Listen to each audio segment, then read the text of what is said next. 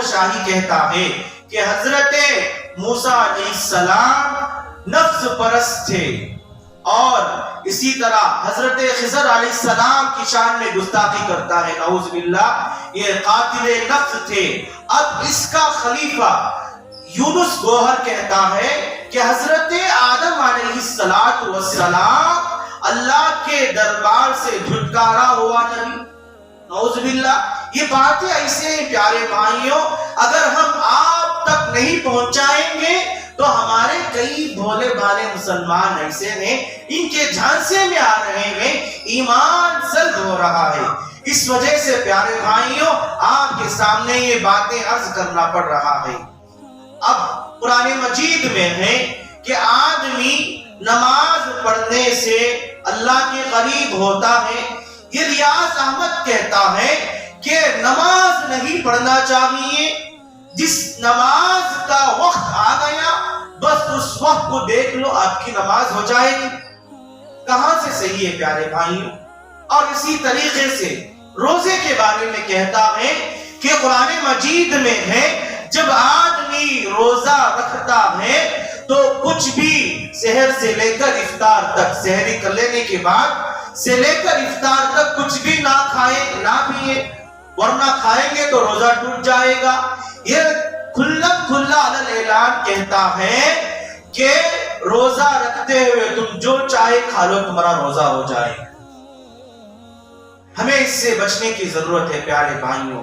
اور اسی طریقے سے یہ کہتا ہے کہ اصل روحانی تعلق ہے، چاہے تم کسی مذہب سے تعلق رکھنے والے ہو، وہ اللہ کے یہاں مقبول نہیں ہے۔ تمہارے اندر جو روحانی ہے وہ روحانی کیفیت اللہ سے جڑی ہوئی ہو، تم کلمہ نہ پڑھو، یہ کافی ہے۔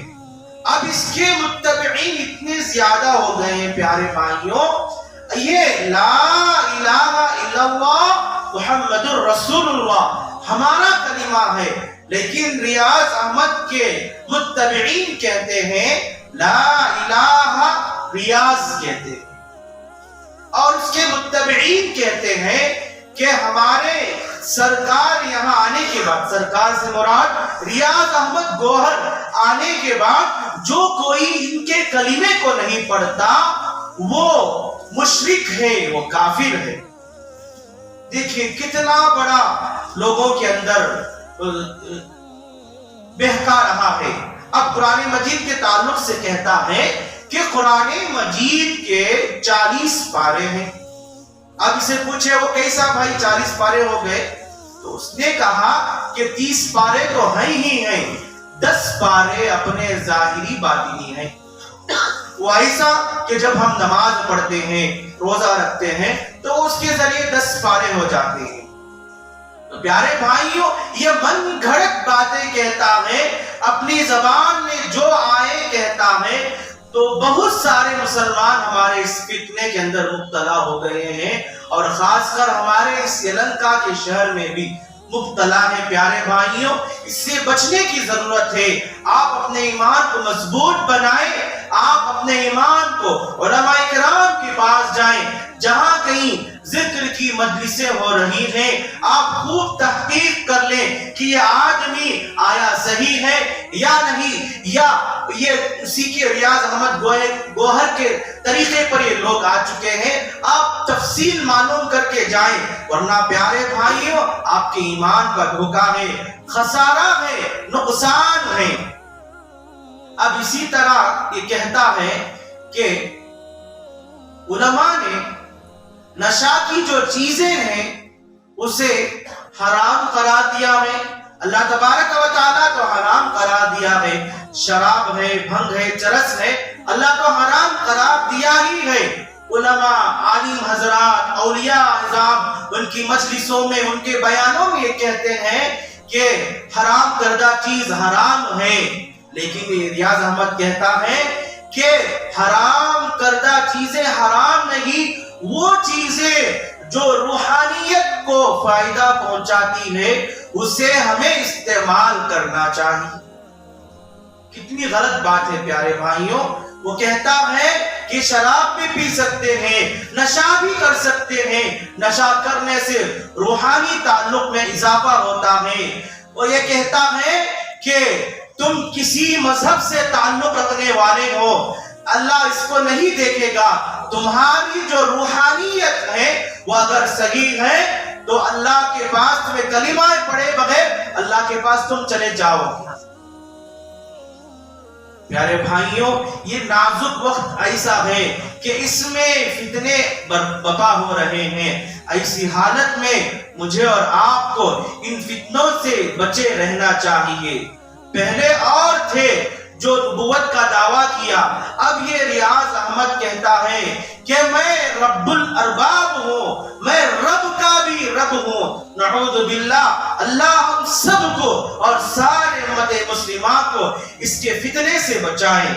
اور اس کے پروگرام جو آتے ہیں الرا ٹی وی کے اندر دکھائے جاتے ہیں، اور ان کے کئی فاؤنڈیشن ہیں، مسیحا فاؤنڈیشن اور اسی طرح اور دیگر ویب سائٹس ہیں۔ پیارے بھائیوں، ہمیں ان ویب سائٹ سے الرا ٹی وی دیکھنے سے بچنا چاہیے، ورنہ کہیں ایسا نہ ہو کہ ہمارا ایمان سلب ہو جائے، ہمارا ایمان جاتا رہے، ہمیں پتہ بھی نہ چلے۔ یہ آدمی من گھڑت باتیں جو زبان میں آتا ہے کہتا ہے، اس سے بچنے کی ضرورت ہے۔ پیارے بھائیوں، انشاءاللہ اگلی جمعہ میں آپ حضرات کے سامنے اس کا جو خلیفہ ہے گوہر شاہی، اس کے تعلق سے میں بیان کروں گا۔ چونکہ اب رجب کا مہینہ ہے، اس مہینے کے تعلق سے ایک دو باتیں آپ کے سامنے آ جائیں۔ پیارے بھائیوں، یہ رجب کا مہینہ بہت ہی بڑا بابرکت مہینہ ہے۔ پیارے بھائیوں، اللہ کے نبی صلی اللہ علیہ وسلم رجب ہی سے گویا کہ رمضان المبارک کی تیاری میں لگ جاتے تھے، اور خود اپنی نمازوں میں یہ دعا کرتے تھے، اللہم بارک لنا فی رجب و شعبان وبلغنا رمضان۔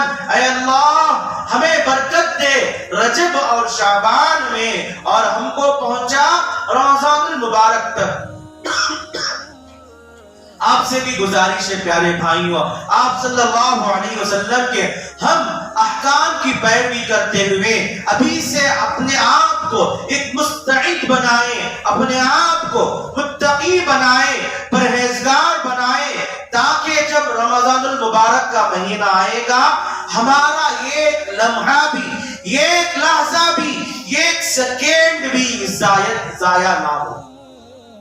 ہم جب مدرسے میں پڑھا کرتے تھے، ایک بہت بڑے اللہ والے آئے، انہوں نے کہا کہ طالب علموں، جو تم حدیث پڑھ رہے ہو، جو تم قول اللہ قول رسول پڑھ رہے ہو، کوئی